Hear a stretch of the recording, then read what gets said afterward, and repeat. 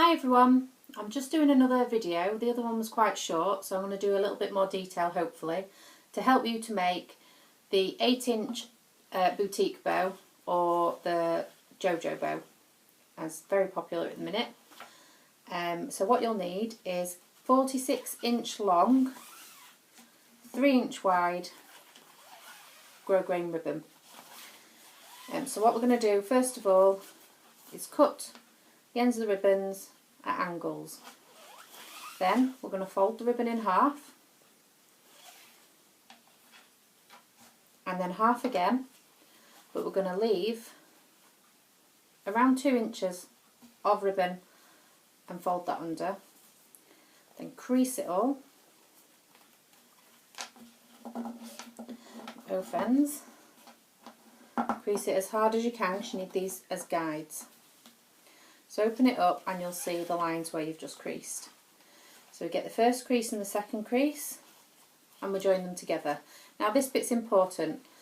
If you do it like that, you're going to get quite a, not a loop, a big loop, you're going to get quite a flat bow. This is the part that is going to make the big perky loops on the bows. So do it as much of an angle as you can. I do it so it's almost crossing the bow. And hold on to that and pinch it tight. Find your next crease, join it up.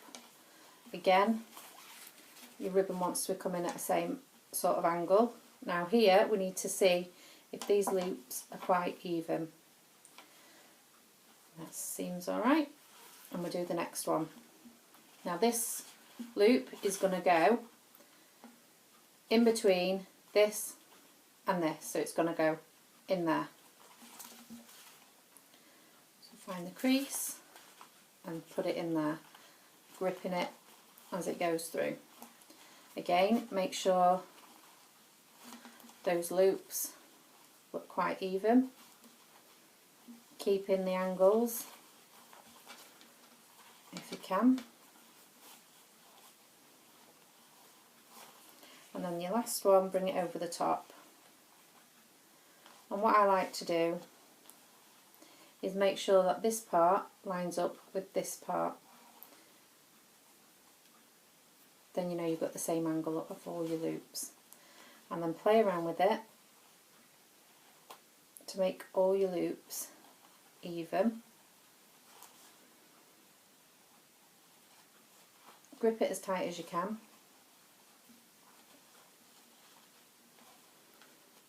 That looks quite nice, look quite even.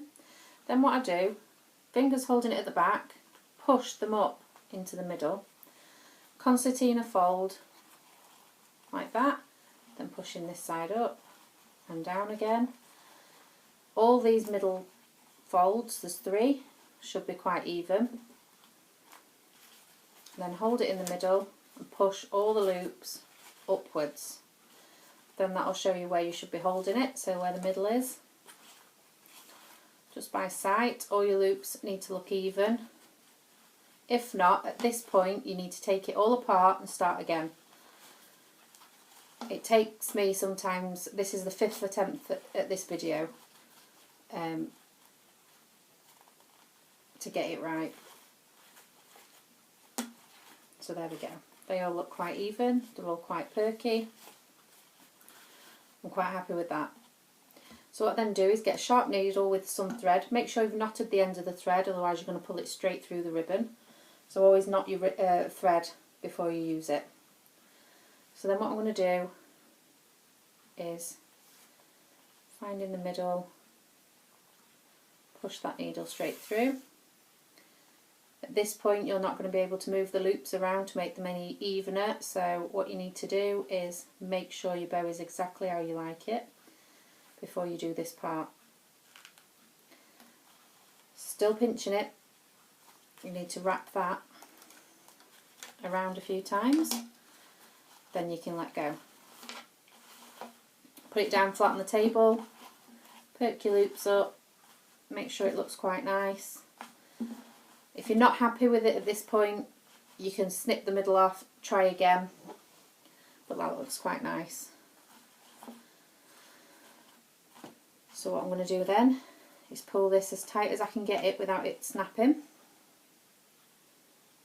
Then sew it into a knot.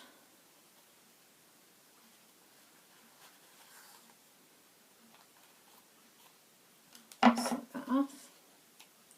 And there you have your big bow. So what I then like to do is get a 10mm piece of ribbon and wrap it around the middle. Put your lined alligator on the clip like this on the back. And then I like to get some of the bling mesh and wrap that around the middle.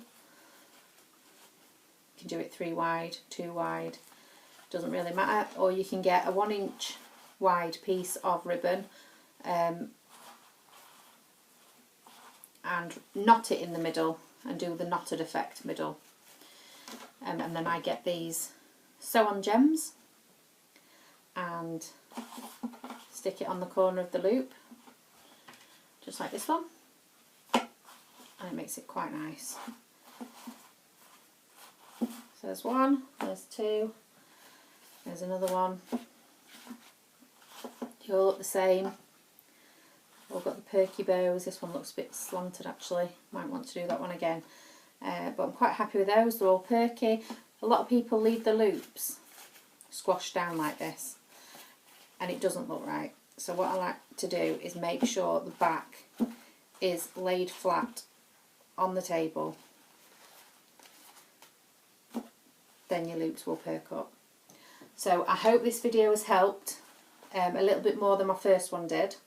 If you're still unsure about anything, please leave a comment or let me know. Please subscribe to my channel if you'd like to see any more videos. And give me a like on the video if I have helped you, and I look forward to seeing your creations. So, thank you very much.